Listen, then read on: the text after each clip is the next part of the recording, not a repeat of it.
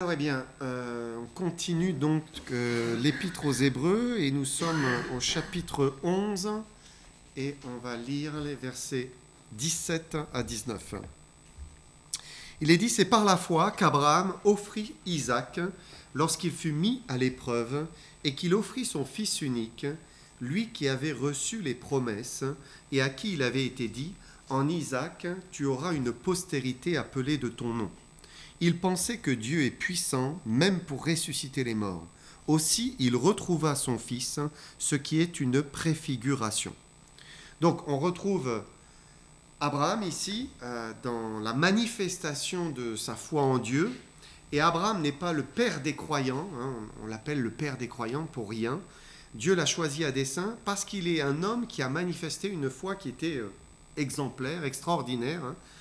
Et c'est flagrant ici avec cette épreuve surhumaine qui était devant lui.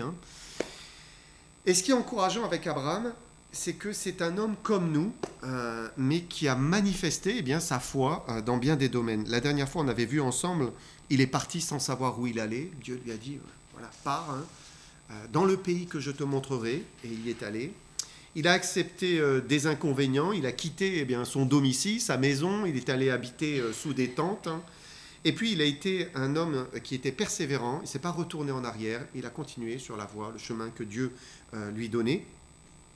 Et ça ne veut pas dire pour autant qu'Abraham était sans faute, parce qu'on le voit chuter aussi plusieurs fois.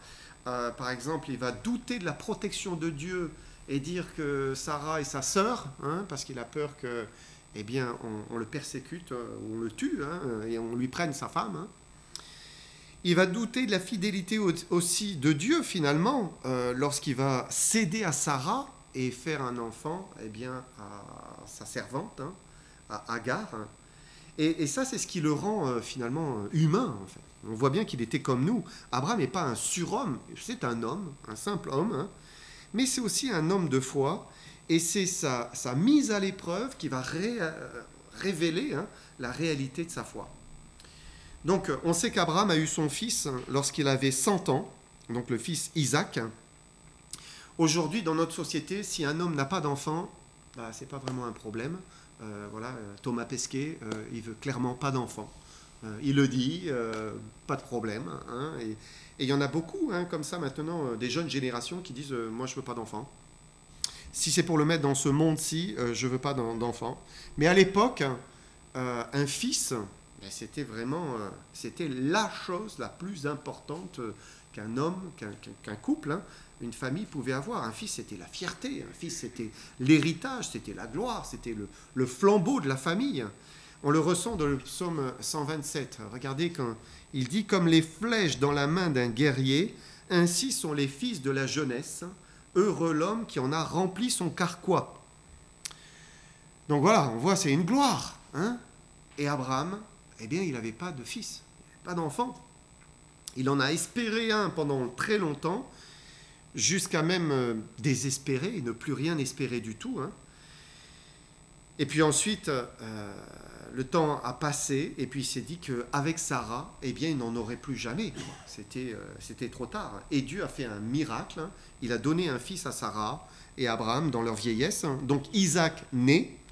Il devient un adolescent, on imagine qu'il a peut-être 13, 14, 15 ans, lorsque Dieu le met à l'épreuve, et Dieu lui demande l'impossible. C'est vraiment l'impossible.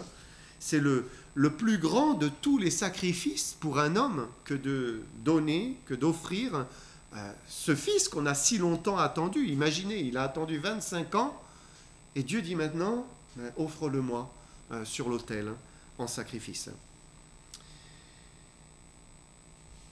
Isaac était pour Abraham vraiment ce qu'il avait de plus cher. En fait, c'était toute sa vie, c'était toute son espérance là qui se réalisait. C'était même le prolongement de sa vie, puisque Abraham allait partir, il allait mourir, mais Isaac allait prolonger en quelque sorte.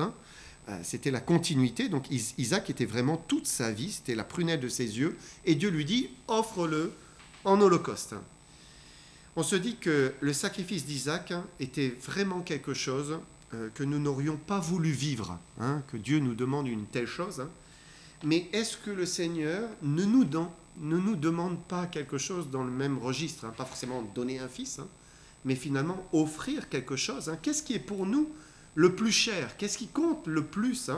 Peut-être la chose à laquelle nous sommes le plus attachés, ou quelque chose qui occupe les pensées, qui occupe notre énergie, notre cœur. Qu'est-ce que nous aimons le plus? Dieu peut dire, mais offre-le sur l'Holocauste, faisant un holocauste, offre-le sur l'autel. Dieu a dit à Abraham dans la Genèse, prends ton fils, ton unique, celui que tu aimes. Celui que tu aimes. Et ce n'est pas qu'Abraham n'aimait pas son autre fils, Ismaël, mais c'est qu'Abraham aimait particulièrement son fils Isaac, parce qu'il l'avait attendu si longtemps. Et Dieu lui demande donc de sacrifier ce qu'il aimait le plus. Et Abraham était maintenant devant ce qu'on pourrait appeler le sacrifice ultime, le sacrifice qui allait révéler combien il était consacré à Dieu. En fait, c'est ça. Combien il l'aimait, combien il lui faisait confiance. On peut dire qu'avec le sacrifice d'Isaac, Dieu avait tout Abraham. Si Abraham offrait Isaac, il avait tout d'Abraham en fait. C'était le sommet de la consécration, du renoncement, du don de sa vie à Dieu. Mais on peut dire qu'Abraham n'en est pas arrivé là du jour au lendemain. En fait, c'était tout un processus, et c'est étape après étape que ça l'a amené à être capable d'offrir son fils Isaac. On l'a vu ensemble, Abraham, quand il est jeune, il quitte d'abord sa patrie. Il fait le sacrifice de sa nation, de sa patrie, de la maison de son père. Il sacrifie son confort. Il part dans une terre étrangère sans savoir où il allait. Et en fait, il fait une multitude de petits sacrifices, les uns après les autres, qui vont façonner son âme et qui vont faire de lui ce qu'il était. Et Dieu lui demandait de céder quelque chose, et Abraham obéissait. Et puis lui demandait autre chose, Abraham obéissait. Et c'est comme cela que son cœur est devenu de plus en plus consacré au Seigneur. Et c'est en acceptant d'offrir, de renoncer, de donner, on donne des petites choses ici, là, mais à force d'obéir, Dieu est en train de façonner notre cœur. Qu'est-ce qu'il nous demande aujourd'hui? Qu'est-ce qu'il nous demande de sacrifier? Qu'est-ce qui est peut-être un obstacle, un frein à notre consécration? Qu'est-ce qu'il faut mettre sur l'autel? Abraham a obéi au fur et à mesure. Et à chaque fois, Dieu lui disait, ça, offre-le-moi. Et Abraham lui offrait. Et c'est ce qui l'a conduit finalement à être entièrement Seigneur. Et quand on fait cela, on arrive à un moment où il n'y a plus rien. Une fois qu'on a tout offert, on a tout donné, il n'y a plus rien entre Dieu et nous. Et il n'y a personne que nous aimons plus que Dieu. Il a la première place. Il est au centre. On l'aime de tout notre cœur. Juste avant d'offrir Isaac, on peut relever ce que Dieu lui demanda. Genèse 21, versets 9 à 13. On va lire ensemble. Sarah vit rire le fils qu'Agar, l'Égyptienne, avait enfanté à Abraham, donc Ismaël, et elle dit à Abraham, « Chasse cette servante et son fils, car le fils de cette servante n'héritera pas avec mon fils Isaac. » Cette parole des plus forts aux yeux d'Abraham, à cause de son fils. Mais Dieu dit à Abraham, « Que cela ne déplaise pas à tes yeux à cause de l'enfant et de ta servante. Accorde à Sarah tout ce qu'elle te demandera, car c'est d'Isaac que sortira une postérité qui te sera propre. Je ferai aussi une nation du fils de ta servante, car il est ta postérité. » Et là, on voit, Abraham, il aime Ismaël, même si ce n'était pas le fils enfanté de Sarah. Et on le voit dans sa manière de réagir ici. Sa première réaction, c'est « mais hors de question. Non, Ismaël va grandir avec nous, il reste avec nous. » Et Dieu lui dit « non, accorde à Sarah tout ce qu'elle te demandera. » Et c'était un sacrifice là. C'était quand même son fils. Il tenait à Ismaël. Mais Dieu en avait décidé ainsi. Alors Abraham, il se courbe. Et on lit au verset 14. Abraham se leva de bon matin. Il prit du pain et une outre d'eau qu'il donna à Agar et plaça sur son épaule. Il lui remit aussi l'enfant et la renvoya. Elle s'en alla et s'égara dans le désert de Beersheba. Et donc, ce n'est pas un petit sacrifice, là, quand même, d'envoyer son fils dans le désert, là, une partie de lui-même, sa propre chair, ne plus le revoir. Mais là encore, il obéit. Il obéit. Et finalement, le plus important, c'est d'obéir à ce que Dieu nous montre maintenant, aujourd'hui. Hein. On obéit, Dieu nous dit ça, et on obéit, et on avance avec lui. S'il y a quelque chose qui nous demande de changer, hein, une chose qu'il faut abandonner, renoncer, quelque chose qu'il faut offrir, eh bien, il faut juste s'occuper de ça maintenant. Et voilà, on avance à petits pas avec lui. On a lu, Abraham se leva de bon matin, résolu à faire ce que Dieu lui demandait. Quand bien même c'était douloureux, quand bien même ça le faisait souffrir. Hein. Et c'est certain, quand Dieu nous demande de sacrifier quelque chose, hein, c'est douloureux, parce qu'on a envie de garder les choses. Hein, mais cette souffrance, hein, c'est souvent une souffrance, qu'occasionne la chair qui s'attache à des choses auxquelles elle ne devrait pas forcément s'attacher. Hein. Et Abraham, lui, il a obéi. Et c'est ce qui l'a amené à faire un sacrifice encore plus grand qu'Ismaël, le sacrifice d'Isaac. Et Abraham ne se doutait de rien. Un peu plus d'une dizaine d'années plus tard, Dieu s'adresse à lui, et cette fois il lui dit « Prends ton fils, ton unique, celui que tu aimes, et offre-le en holocauste. » Et en fait, si Abraham n'avait pas obéi toutes les précédentes fois, jamais il aurait été capable d'offrir son fils Isaac, et même probablement Dieu ne lui aurait pas demandé, parce qu'il n'était pas prêt. Mais parce que Abraham avait eu tout ce cheminement d'obéissance, de consécration, de renoncement, tous ces petits sacrifices, alors Abraham était prêt. Et donc il a conduit son fils jusqu'à Morija. Genèse 22, verset 3, Abraham se leva de bon matin, sella son âne et prit avec lui 2 serviteurs et son fils Isaac. Il fendit du bois pour l'holocauste et partit pour aller au lieu que Dieu lui avait dit. Et de nouveau, on retrouve cette résolution du cœur. Hein. Il veut faire tout ce que Dieu lui demande. Hein. Abraham est préparé. C'est plus un jeune croyant ici, un novice de la foi, mais c'est un homme mature, aguerri dans l'effort du renoncement, du don de soi. Il sait ce que ça veut dire marcher avec Dieu, obéir à Dieu. Et Abraham n'attend pas 15 jours. Hein. Dieu lui dit, Abraham se lève de bon matin et il part. Et il fait ce sacrifice ultime. Genèse 22, verset 9. Lorsqu'ils furent arrivés au lieu que Dieu avait dit, Abraham y éleva un autel, rangea le bois, il lia son fils, Isaac, et le mit sur l'autel, par-dessus le bois. Puis Abraham étendit la main et prit le couteau pour égorger son fils. Alors l'ange de l'Éternel l'appela des cieux et dit « Abraham, Abraham !» Et il répondit « Me voici !» Et dans le sacrifice de son fils, on voit bien que c'est le sacrifice de lui-même en fait. C'est Abraham qui s'offre. Hein. Abraham dit « Me voici !» Et c'est bien ce que Dieu voulait finalement. Le Seigneur ne voulait pas réellement que Abraham offre son fils en holocauste, mais ce qu'il voulait c'était son cœur en fait. Il voulait tout son cœur, toute la vie d'Abraham, tout ce qu'il était. Dieu voulait être son maître, il voulait être son roi, il voulait être son seigneur, vraiment celui qui règne. Et Abraham dit, me voici, voilà, je suis prêt, Seigneur. Et c'est pourquoi on peut dire que Dieu était réellement le maître de sa vie. Quel exemple pour nous. C'est un homme qui n'est pas scellé du Saint-Esprit. C'est quand même incroyable, nous avons le Saint-Esprit, Et il nous dit à nous aussi, d'avancer, de nous offrir, de nous donner. Est-ce qu'il ne dit pas, mon fils, ma fille, donne-moi ton cœur? Il nous le dit à tous, ça.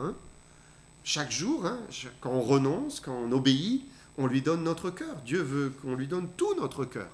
Il veut qu'on soit entièrement à lui, entièrement pour lui, entièrement en lui. Et quand vous arrivez dans le Nouveau Testament, là on est dans l'Ancien Testament, mon fils, ma fille, donne-moi ton cœur. Mais quand on arrive dans le Nouveau Testament, rien n'a changé en fait. Jésus, qu'est-ce qu'il va dire? Il va dire, si quelqu'un veut venir après moi, qu'il renonce à lui-même, qu'il se charge chaque jour de sa croix et qu'il me suive. C'est la même chose en fait. C'est donne-moi ton cœur, renonce à toi-même, renonce et suis-moi. Finalement, de toutes ces foules qui ont entendu cela, Jésus qui dit, voilà, si quelqu'un veut venir après moi, qu'il me suive, qu'il renonce à lui-même, qui est réellement venu? De toutes les foules, assez peu, somme toute. J'imagine que beaucoup ont eu peur. Comment ça? Renoncer à soi-même, suivre le maître, c'était un grand sacrifice. Ils ont eu peur probablement de perdre leur vie, hein, peur de perdre ce qu'ils aimaient, peur de mourir à leur vie sur terre. Et le renoncement pour suivre Jésus, c'est quelque chose qui est impopulaire à cause de cette crainte, hein, qu'il y a en nous, parce qu'on a peur. On ne veut pas offrir, on ne veut pas donner, on ne veut pas sacrifier sa vie. On a bien du mal finalement à le mettre sur l'autel en disant « mais je t'obéis en tout, je suis prêt à faire tout ce que tu me demandes. Hein. » Mais finalement, si on a peur, c'est peut-être parce qu'on n'a pas encore expérimenté que chaque perte n'est pas réellement une perte. Tout ce qu'on offre n'est pas réellement perdu en soi, hein, c'est plutôt un gain. Quand on offre en sacrifice, on ne le perd pas vraiment. C'est ce que Jésus a dit, regardez. Matthieu 10, 39, il dit « Celui qui conservera sa vie, la perdra. Et celui qui perdra sa vie à cause de moi, la retrouvera. » Donc c'est bien cela, en fait. Hein. Si j'essaie à tout prix de la garder et de ne pas renoncer, je finis par perdre. Alors que si je renonce et je donne, je finis par retrouver. Le Seigneur le promet. Et finalement, c'est ce qu'Abraham a expérimenté. Abraham, voilà, il donne, il sacrifie, et finalement, il ne perd pas. L'ange arrête sa main et dit, n'avance pas ta main sur l'enfant, ne lui fais rien, car je sais maintenant que tu crains Dieu et que tu ne m'as pas refusé ton fils, ton unique. Et l'Épître aux Hébreux nous dit qu'Abraham, finalement, a retrouvé son fils. Hein. Il ne l'a pas réellement perdu. Et ça, c'est ce que Dieu nous demande à tous, hein, d'offrir notre cœur, voilà, tout ce qu'il nous demande, hein, dans la confiance que Dieu est bon et que c'est toujours le meilleur. Et la meilleure chose que de l'aimer et que de donner, que de renoncer, que de lui faire confiance, en fait. C'est ça, on lui fait confiance quand on lui donne. Et on peut comprendre que perdre pour le Seigneur, ce n'est pas forcément perdre. Bien sûr, il y a des choses qu'on va perdre. Parce que quand il s'agit de renoncer à un péché, à quelque chose de coupable, oui, on va perdre la chose dans la culpabilité, ça c'est sûr. Parce que Dieu veut nous libérer, il veut nous sanctifier. Mais quand on sacrifie, finalement, on s'aperçoit qu'on n'a pas réellement perdu. Parce qu'on retrouve des choses qui sont bien meilleures. Dans la sainteté, dans l'obéissance, hein. Et parfois, on offre même quelque chose au Seigneur, on renonce parce qu'il nous le demande, et puis il nous le redonne plus tard. Et c'est incroyable. On se dit, bon, bah tant pis, je renonce. Hein. Et puis, le Seigneur nous le rend. Hein, une fois qu'on en est guéri, en fait. Hein. Une fois que ce n'est plus la chose qui prend la première place dans notre cœur. Voilà. Ça y est, on a renoncé, et bien Dieu nous le redonne. Et dit maintenant, eh bien, tu peux l'avoir parce que maintenant je suis le maître. C'est moi qui règne sur ton cœur. Qu'est-ce que dit la parole? Tu aimeras le Seigneur ton Dieu de tout ton cœur, de toute ton âme, de toute ta force et de toute ta pensée. Ça, c'est vraiment l'objectif dans nos vies. Dieu nous conduit vers cela. Et c'est vers cela qu'il y a la délivrance, en fait. Hein. C'est vers cela que, bien, on n'a rien perdu, on a tout gagné. Celui qui a Dieu, il a tout. Et celui qui le met à la première place, il a tout. Et on peut dire que c'est ainsi qu'Abraham aimait son Dieu. C'était son Seigneur qui comptait en premier, devant toute chose, devant son confort, devant ses intérêts personnels, devant sa famille, devant ses proches. Dieu avait la première place. Et si Abraham est appelé le père des croyants, c'est qu'il est le premier à avoir manifesté une foi, une confiance si grande, hein, si absolue en l'Éternel. Parfois on se demande, mais comment il a pu lever le couteau sur son fils? Imaginez ça. Attacher son fils, lever le couteau sur son fils. Mais en fait, c'est le texte aux Hébreux qui nous dit pourquoi. Hébreux 11, verset 19. Il pensait que Dieu est puissant, même pour ressusciter les morts. Aussi, dans une sorte de préfiguration, il retrouvera son fils. Et Abraham a reçu la promesse qu'en Isaac, il aurait une postérité nombreuse comme le sable sur les plages, hein, des bords des mers. Dieu l'avait dit, Et Abraham était sûr de la promesse de Dieu, au point qu'il pensait qu'il était puissant même pour ressusciter son fils. Et c'est incroyable, parce qu'il n'a pas connu de résurrection. Il n'a jamais vu un mort se relever, Abraham. Il ne connaît pas la résurrection. Et pourtant, il se dit, mais si je le tue, ben je crois qu'il va le ressusciter, je crois qu'il va lui redonner la vie, il va le guérir. Parce que bien Dieu l'a promis. Et c'est cette foi, cette confiance absolue. Parce que Dieu nous donne un ordre comme cela, on peut penser, il y a plein de choses qui peuvent passer par notre tête. Dieu nous demande de sacrifier notre fils unique qu'on a attendu pendant 25 ans, on peut penser, mais Dieu n'est pas bon. Dieu est cruel. Dieu est méchant. Peut-être même on remet tout en question. Est-ce que Dieu est réel ?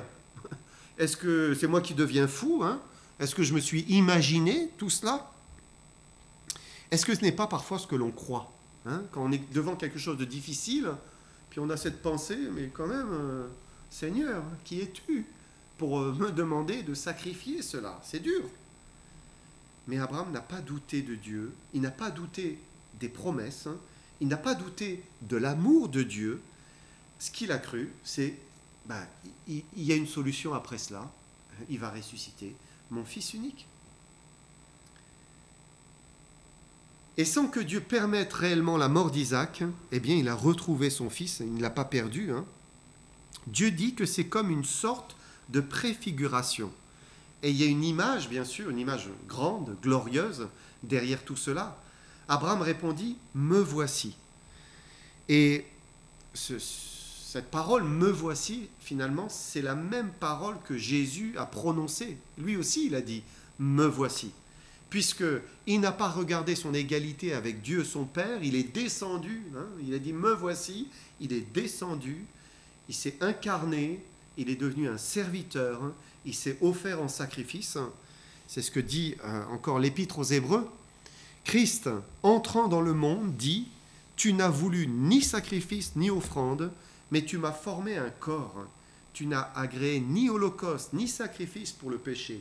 Alors j'ai dit, voici je viens pour faire, ô Dieu, ta volonté. » Donc le Fils de Dieu a dit, je viens, me voici, ô Dieu, pour faire ta volonté.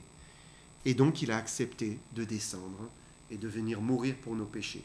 Et s'il est parlé d'une préfiguration, c'est que Abraham et Isaac sont finalement des images de Dieu le Père et de son Fils, Jésus-Christ. Et de même qu'Abraham a levé le couteau sur son fils Isaac, Dieu le Père a levé le couteau sur Jésus-Christ en permettant sa mort sur la croix. Sauf que lui, il a permis que le couteau frappe et qu'il meure, qu'il donne sa vie. C'est pour cela que Jésus a dit, mon Dieu, pourquoi m'as-tu abandonné ? Parce que le Père venait de permettre sa mort. Il a été frappé. Mais de même qu'Isaac n'est pas mort, eh bien Jésus n'est pas resté dans la tombe. Il est ressuscité d'entre les morts, le 3e jour. Et donc Abraham, pour conclure, offrant son fils sur l'autel, et c'est l'image parfaite de ce que Dieu allait faire par amour pour nous. Dieu le Père a réellement offert Jésus-Christ pour nos péchés. C'est la preuve de son amour pour nous. Voilà, on continuera Hébreux 11 la prochaine fois. Que le Seigneur vous bénisse.